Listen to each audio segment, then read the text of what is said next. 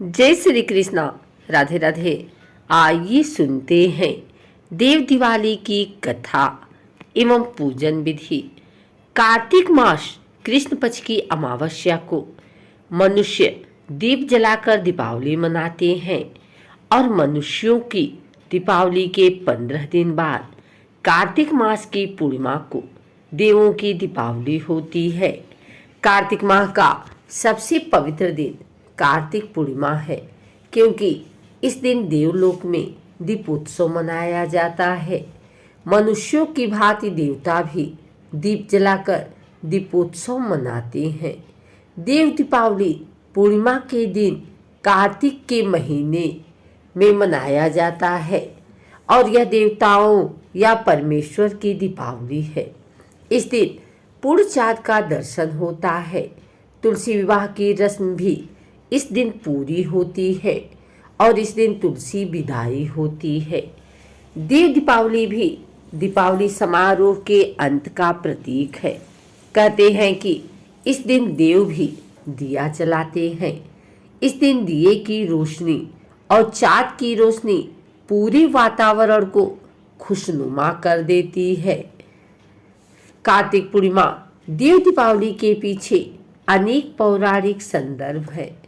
इस दिन भगवान विष्णु अपने वामन अवतार के बाद और बलि के पास से लौटकर अपने निवास स्थान बैकुंठ पधारे थे।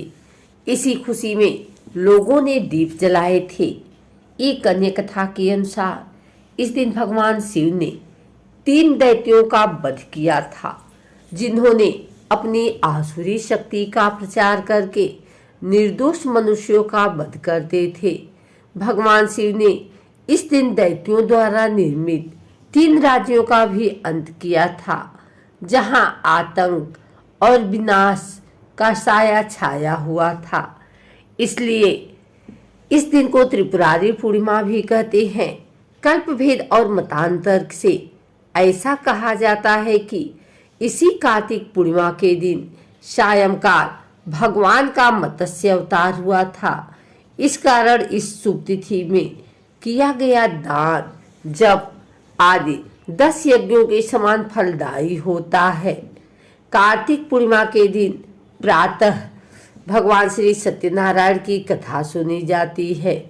सायंकाल देव मंदिरों, चौराहे, पीपल के वृक्ष, तुलसी के पौधों सहित पवित्र स्थानों पर दीप जलाने का विधान है। कार्तिक पूर्णिमा के शुभ अवसर पर दिन में गंगा स्नान तथा सायंकाल दीपदान का विशेष महत्व है। जो व्यक्ति पूरी कार्तिक मास गंगा स्नान आदि करते हैं, उनका कार्तिक माह का नियम कार्तिक पूर्णिमा को पूर्ण हो जाता है। कहा जाता है कि देव दीपावली पर सच्चे दिल से कही गई प्रार्थना और सारी मनोकामनाएं पूरी होती हैं। वह इस दिन व्रत रखकर और पारण कर सच्चे दिल से पुरोहित जोड़ों को भोजन, वस्त्रदान, दक्षिणा आदि देने से घर में खुशहाली आती है।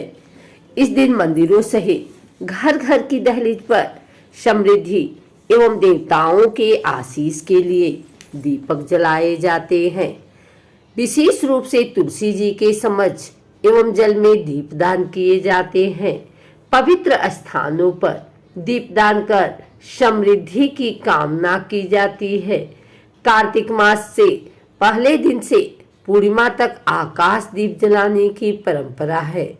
अंधियारे से उजाले की ओर बढ़ने की सनातन परंपरा है। इस दिन चंद्रोदय के समय शिवा, शंभूति, संतति आदि 6 कृतिकाओं का पूजन करना चाहिए।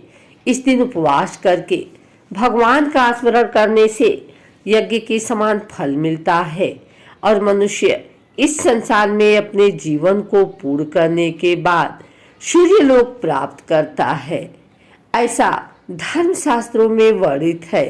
कार्तिक पूर्णिमा के रात्रि में व्रत और जागरण करने से संपूर्ण मनोरथ सिद्ध होते हैं तथा संपूर्ण विधि नियम आदि का पालन किया जाए तो ग्रह कष्ट निवारण भी होता है। कार्तिक माह प्रारंभ से लेकर कार्तिक कृष्ण पक्ष की अमावस्या, दीपावली और कार्तिक कृष्ण पक्ष की पूर्णिमा, देव पूर्णिमा, दीपावली तक दिए जलाने से जहाँ तमसो माँ ज्योतिर्गमय की परंपरा समृद्ध होती है, वहीं दीपावली पूजन पर घर में आई माँ लक्ष्मी प्रसन्न होती है। धार्मिक पौराणिक कथा के अनुसार तारकासुर नाम का एक राक्षस था। उसके 3 पुत्र थे, तारकच, कमलाच और विधुनमाली। भगवान शिव के बड़े पुत्र कार्तिकेय ने तारकासुर का वध किया। अपने पिता की हत्या की खबर सुन तीनों पुत्र बहुत दुखी हुए। तीनों ने मिलकर ब्रह्मा जी से वरदान मांगने के लिए घोर तपस्या की। ब्रह्मा जी तीनों की तपस्या से प्रसन्न हुए और बोले कि मांगो, क्या वरदान मांगना चाहते हो। तीनों ने ब्रह्मा जी से अमर होने का वरदान मांगा, लेकिन ब्रह्मा जी ने उन्हें इसके अलावा कोई दूसरा वरदान मांगने को कहा। तीनों ने मिलकर फिर सोचा और इस बार ब्रह्मा जी से 3 अलग अलग नगरों का निर्माण करवाने के लिए कहा, जिसमें सभी बैठकर सारी पृथ्वी और आकाश में घूम सके। 1000 साल बाद जब हम मिलें और हम तीनों के नगर मिलकर एक हो जाएं, और जो देवता तीनों नगरों को एक ही बार से नष्ट करने की क्षमता रखता हो, वह हमारी मृत्यु का कारण हो। ब्रह्मा जी ने उन्हें ये वरदान दे दिया। तीनों वरदान पाकर बहुत खुश हुए। ब्रह्मा जी के कहने पर मैदानों ने उनके लिए 3 नगरों का निर्माण किया।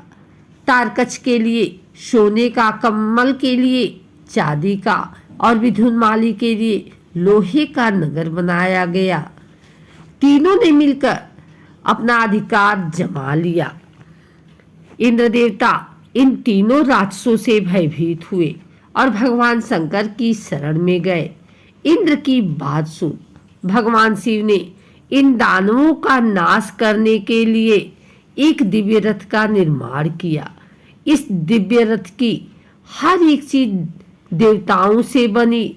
चंद्रमा और सूर्य से पहिए, इंद्र, वरुण, यम और कुबेर रथ के चाल घोड़े बने, हिमालय धनुष बने और शीशनाग प्रत्यंचा बने।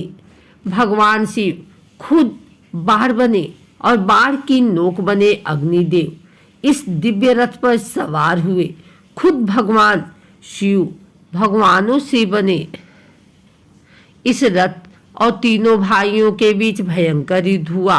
जैसे ही तीनों रथ एक सिद्ध में आए, भगवान शिव ने बाढ़ छोड़ तीनों का नाश कर दिया। यह वध कार्तिक मास की पूर्णिमा को हुआ, इसलिए इस दिन को त्रिपुरारी पूर्णिमा के नाम से भी जाना जाने लगा। शिव को त्रिपुरारी कहा जाने लगा।